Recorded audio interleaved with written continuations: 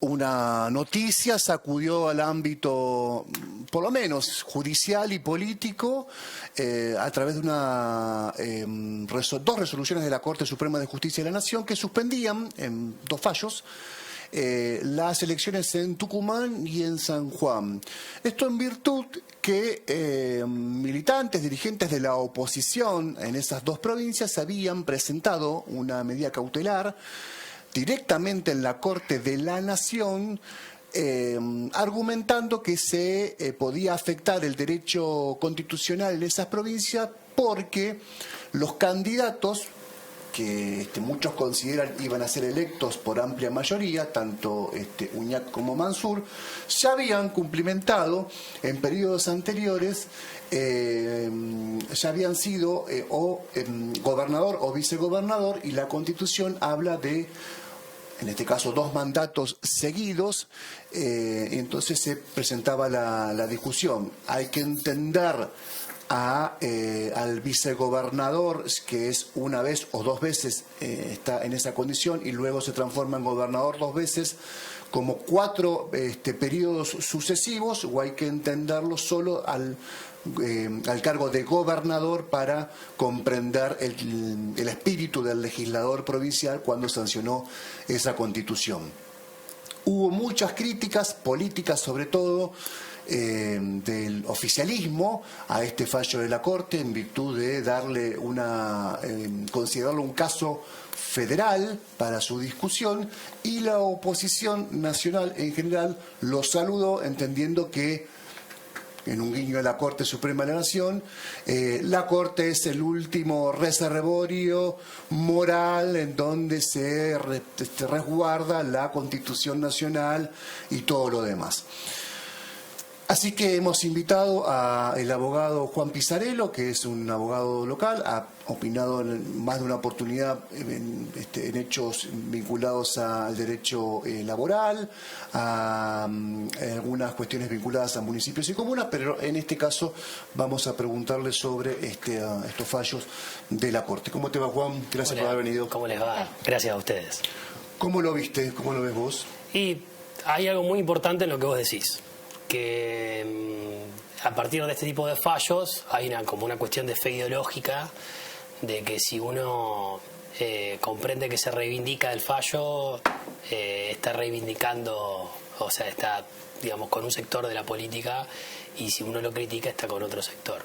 Acá hay algo muy claro de materia jurisprudencial en un sistema como el nuestro, en donde la Corte tiene las directrices por lo menos de los decisorios y del sistema jurídico. Nosotros hablamos de los antecedentes de la Corte. Anteriormente estuvo el caso Santiago del Estero, en donde la Corte dejó sentada una jurisprudencia en donde dice, en este caso es completamente opuesto a lo que dice la Constitución. Básicamente, la reelección que se está pidiendo de este gobernador atenta contra la propia Constitución provincial.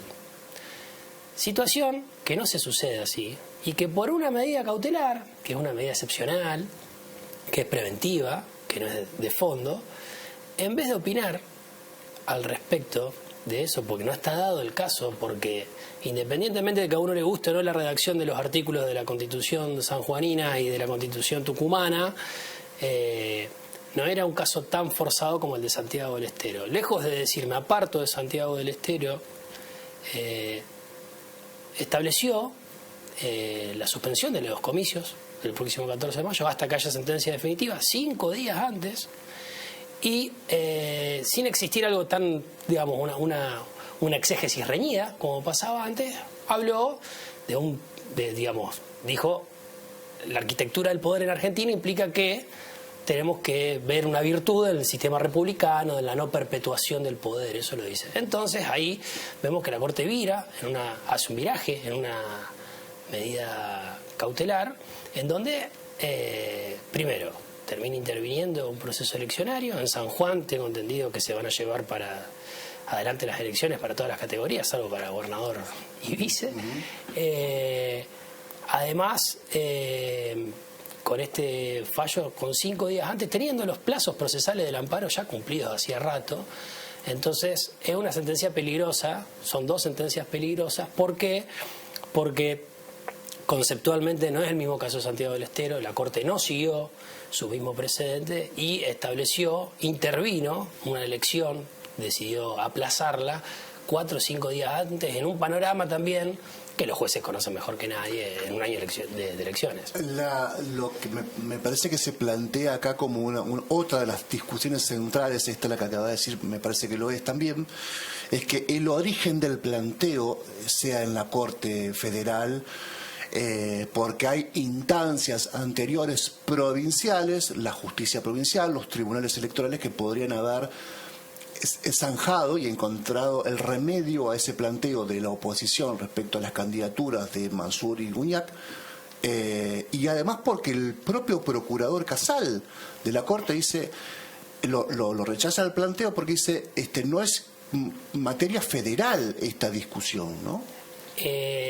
Rosenkrantz, en el apartado 9, el considerando 9, se preocupó un poco más de establecer por qué, si lo era, en el considerando número 2, principalmente de San Juan, porque después en Tucumán, en el fallo San Juan, el fallo de Tucumán remiten a San Juan, establece que acá hay competencia originaria de la Corte. Tampoco es muy distinto, digamos, al criterio que venía sosteniendo la Corte, pero obviamente que hay una discusión en torno a eso, porque son intervenciones que nosotros veíamos muy lejanas y que creíamos excepcionales, y las tenemos hoy y las estamos discutiendo hoy. Sí, de todas formas, repito un poquito la pregunta de Héctor. Las personas o los partidos políticos que hicieron estas presentaciones para que el actual gobernador no pueda ser vicegobernador, etcétera, ¿no podrían haber acudido directamente al Tribunal Electoral o a la Corte Suprema de Justicia o a un juzgado? En el caso de San Juan hay discusión, hay habilitación de la fórmula por el tribunal, por el circuito interno, básicamente. El tema con la competencia originaria es que no solamente podemos discutirla, sino que la Corte no la discute, la otorga directamente. Esa es la gran falencia que se ve en el fallo y es patente. El único, de acuerdo a todos los precedentes que existen, que se aparta y que trata de justificarlo, es Rosenkrantz, pero son fallos de 9 carillas, de 3 considerando más importantes, el 5, el 6 y el 7, a los que remite en el fallo Tucumán, remite al fallo San Juan. Entonces, bueno, es parte de una problemática que se está viviendo. Primero, que la Corte probablemente tenga mucha más injerencia en la vida política de la República Argentina o de los países, porque es la tendencia en todos lados, a que las cuestiones políticas no judiciables cada vez son menos y cada vez tenemos más de estos tipos de contradictorios. Teniendo en cuenta también que los miembros de la Corte Suprema de Justicia de la Nación atraviesan en estos momentos un pedido de juicio político, como si fuese poco. Sí, la verdad es que no es un buen momento institucional para el Poder Judicial. Estamos, los que, digamos, yo litigo mucho y considero que son momentos muy decisorios para la credibilidad de estas instituciones, y principalmente si se terminan complementando con este tipo de fallos, me parece que lo que necesitamos es un poco más de mente fría en esto. ¿Qué digo yo? También vamos a decir toda la verdad. Probablemente las cláusulas constitucionales de elección de vice o de gobernador, y son cláusulas también para ver. Yo creo que lo que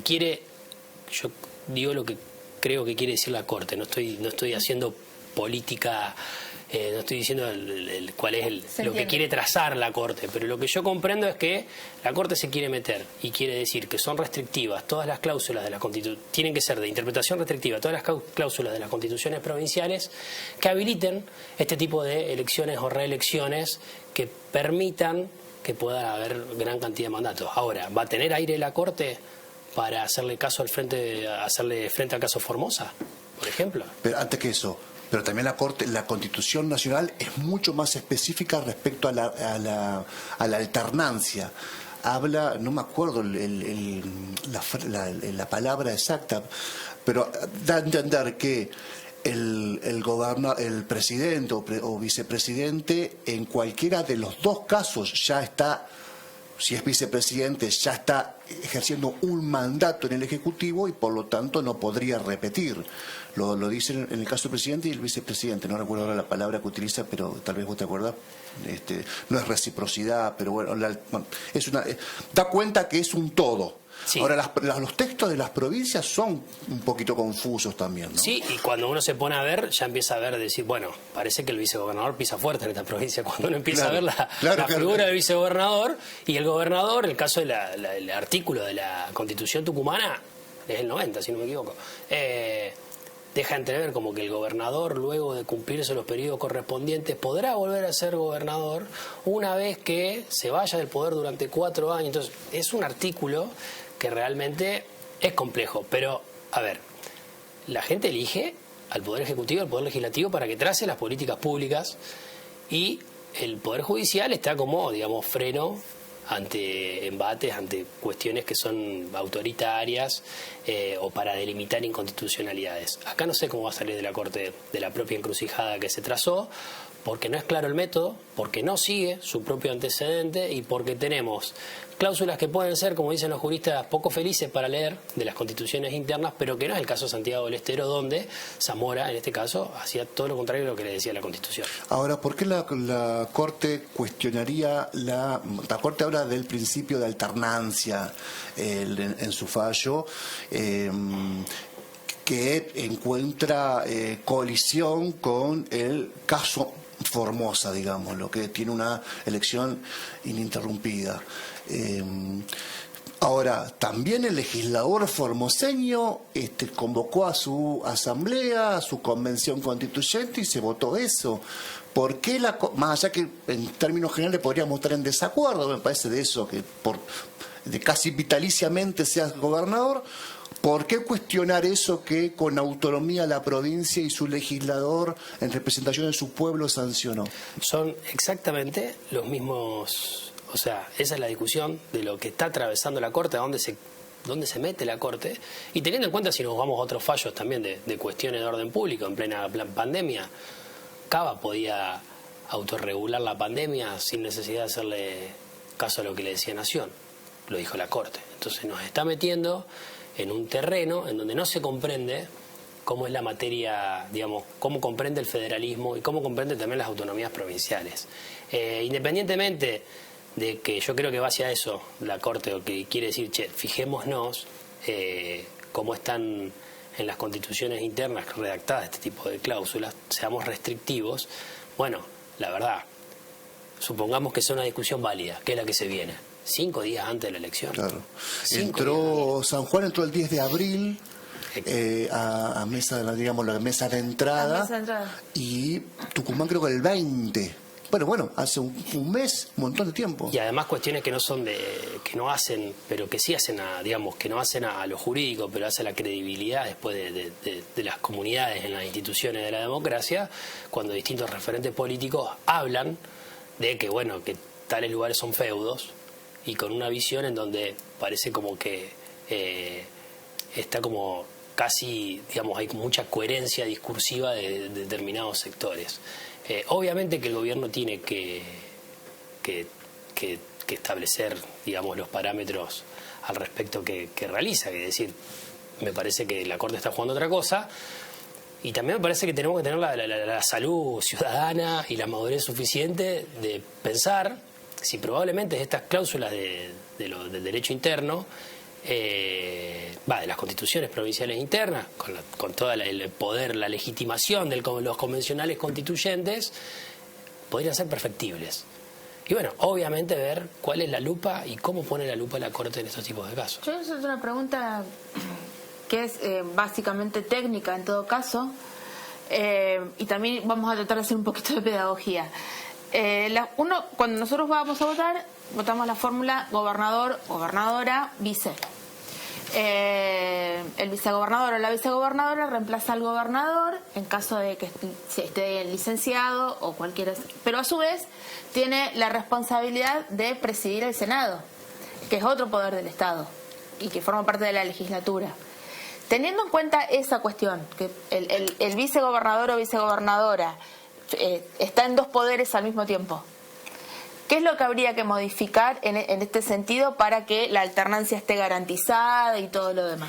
Yo creo que tu pregunta, a donde va un poco todo esto, hay mitad y mitad de la Biblioteca de Derecho Constitucional en donde establecen si el vicegobernador, el vicepresidente, a qué poder pertenece. Claro. Están los que creemos que pertenecen, que son, digamos, el ladero del Poder Ejecutivo, adentro del Congreso, y están los que creen que conforman parte de los poderes legislativos. Eso en primer término. En segundo término, la interpretación de cómo lo dice la Constitución. Porque las constituciones que nosotros leemos ahora, por ejemplo, la de Tucumán tiene una entidad, el vicegobernador, distinta a la entidad que tiene el gobernador. No así la de San Juan. Dicen, la de San Juan, desde el artículo 175, bastante clarito, dice, gobernador y vicegobernador podrán ser consecutivamente elegidos hasta tantos mandatos, hasta 2 periodos. En cambio, la de Tucumán deja entrever de que el vicegobernador es un factor de poder. Independientemente de después de la discusión si el vicegobernador representa al Ejecutivo o es parte del Legislativo. También tiene ese carácter originario de cada provincia, porque probablemente nuestra Constitución ya está bastante vieja, sí, pero los institutos o la figura que se prevé en nuestra Constitución provincial habla mucho más de los santafesinos que las figuras de otras constituciones provinciales que, por ejemplo, no existen en las cámaras de diputados y de senadores, que son unicamerales. Entonces, acá la cuestión está dada siempre en cuestión de interpretativa. Si el binomio puede, que en este caso gobernador y vicegobernador, pueden delimitarse como si fueran entidades distintas o son parte de la misma entidad. Nos queda re poco tiempo. ¿Tu interpretación cuál es?